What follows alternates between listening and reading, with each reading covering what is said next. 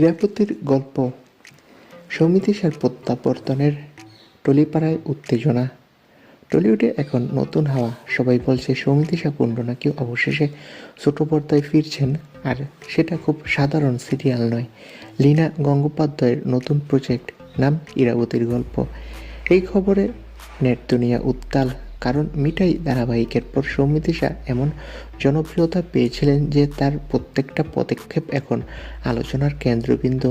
53 সপ্তাহে টানা টপ, তারপর দেবের বিপরীতে সিনেমায় ডেবিউ, 10ই জুন ছবি, কাল রাত্রি ওয়েব সিরিজ। সব মিলিয়ে পর্দা থেকে সোশ্যাল মিডিয়া সব জায়গাতেই তিনি ভক্তদের প্রিয়। যখন সবাই ভেবেছিল তিনি হয়তো এখন ফিল্ম আর ওয়েবেই ব্যস্ত থাকবেন, তখনই আচমকা সামনে এলো ইরাবতীর গল্প।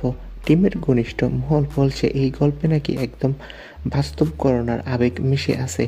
ইরাবতী নামের এক মেয়ের লড়াই পরিবার, সমাজ আর নিজের ভেতরের ভয় দ্বিধার বিরুদ্ধে। চরিত্রটা নাকি সৌমিতিশাকে মাথায় রেখেই লেখা হয়েছে। তিনি স্ক্রিপ্ট পড়ে নাকি বেশ ভাবনায় পড়েছেন, কারণ চরিত্রটা অভিনয়ের দিক থেকে খুব শক্তিশালী। যদিও এখনও তিনি বা প্রোডাকশনের কেউ অফিসিয়ালি ঘোষণা করেননি, কিন্তু ইন্ডাস্ট্রি বলছে আলোচনা বেশ অনেক দূর এগিয়েছে। সৌমিতিশা নিজেও নাকি রোলটি নিয়ে বেশ সিরিয়াস। আর লীনা গঙ্গোপাধ্যায়ের গল্প নেই দর্শক পাবে শক্তিশালী চরিত্র, টানটান কাহিনী আর ঘরোয়া আবেগের তীব্রতা। ফলে ইরাবতীর গল্প সত্যিই যদি শুরু হয়, টিভি স্ক্রিনে আবার মনে করিয়ে দেবে সৌমিতিশা আজও দর্শকদের মিঠাই রানী।